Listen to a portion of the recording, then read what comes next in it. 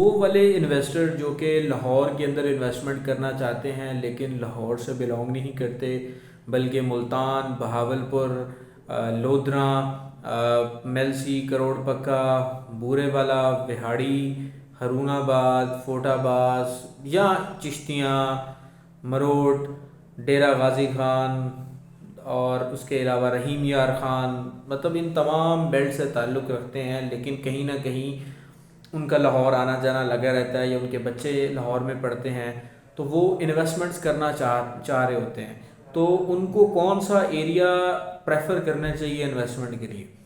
I would recommend कि Raiwind road की vicinity उनके लिए सबसे बेहतरीन है, सबसे मौजू है, बिकॉज़ रायवंड रोड ने पिछले 10 साल में बहुत ज़्यादा तरक्की की। लेकिन अभी भी जो रेट्स रायवंड रोड के हैं वो आपको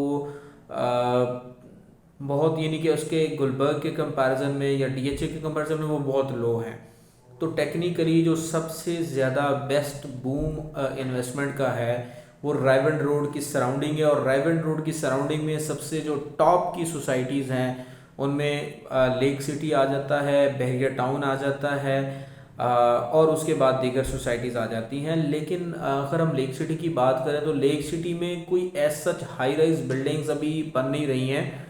सिर्फ चंद एक अपार्टमेंट्स की बिल्डिंग्स बनी थी, उसके अलावा हाई राइज बिल्डिंग्स नहीं बन रही। बहरिया टाउन ने इसको सबसे पहले इस चीज़ को एड्रेस करना शुरू किया है और यहाँ पे इन्होंने हाई राइज बिल्डिंग्स बनाना शुरू किया। तो वहाँ पे अगर आप अपार्टमेंट्स में इन्वेस्ट करते हैं, कुछ ऐसी बिल्डिंग्स हैं जो कि मिक्स्ड यूज़ बिल्डिंग है, यानी कि नीचे उसके कमर्शियल है, ऊपर उसके रेजिडेंशियल अपार्टमेंट्स है, तो उसमें कोई खातिर खा आपको अमेनिटी नहीं मिलती।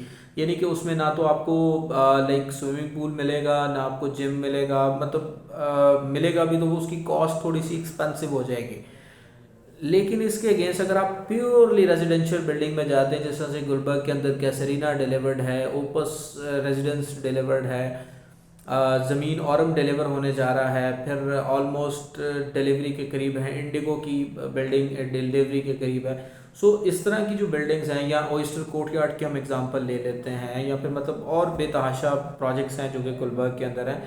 तो आप अगर उस तरह की बिल्डिंग अगर आप चाह रहे हैं बहरिया टाउन में, तो राइट नाउ तो मौजूद नहीं है। अगर आप चाह रहे हैं कि फ्यूचर में कोई ऐसी बिल्डिंग में इन्वेस्ट करें, तो बिल्कुल कुछ ऑप्शंस ऐसी मौजूद हैं जो इंस्टॉलमेंट पे आपको फर्निश्ड या नॉन फर्निश्ड, यानी कि सेमी फर्निश्ड जैसे आप कह सकते हैं, ऑप्शन इंस्टॉलमेंट पे आपको ऑफर करते हैं, जो कि 12 से 15,000 रुपया या 18,000 रुपये पर स्क्वायर फीट, डिपेंडिंग अपॉन के वो किस प्रोजेक्ट में आप इन्वेस्ट कर रहे हैं, उसकी लोकेशन क्या है, तो वो आपको ऑप्शंस मिल जाती हैं। और ये सबसे बेस्ट इन्वेस्टमेंट है। एंड आई वुड सजेस्ट कि जब भी आप प्रॉपर्टी में इन्वेस्टमेंट करें, इंस्टॉलमेंट प्लान को माइंड में ज़रूर रखें। कैश पे कभी भी बाइंग ना करें, बिकॉज कैश पे आपको ना रिटर्न्स बड़े स्लो एंड स्टेडी मिलेंगे।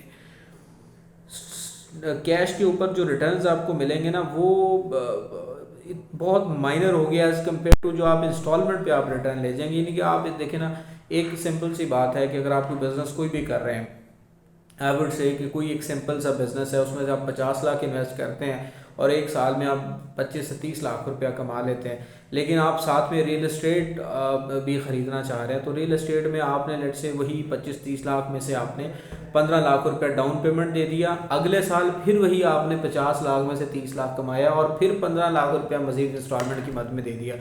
तो यानी कि वो पैसा आप डबल भी यूज़ कर सकते हैं। एक तरफ आप बिज़नेस में इन्वेस्ट कर रहे हैं, वहाँ से कमा रहे हैं, और एट द सेम टाइम आप इंस्टॉलमेंट पे वही प्रॉफिट में से चीज़ें लेके आ रहे हैं, और आपके साथ साथ एसेट भी बन रहा है, रियल एस्टेट भी बन रही है, और आपका बिजनेस भी सफ़र हो रहा।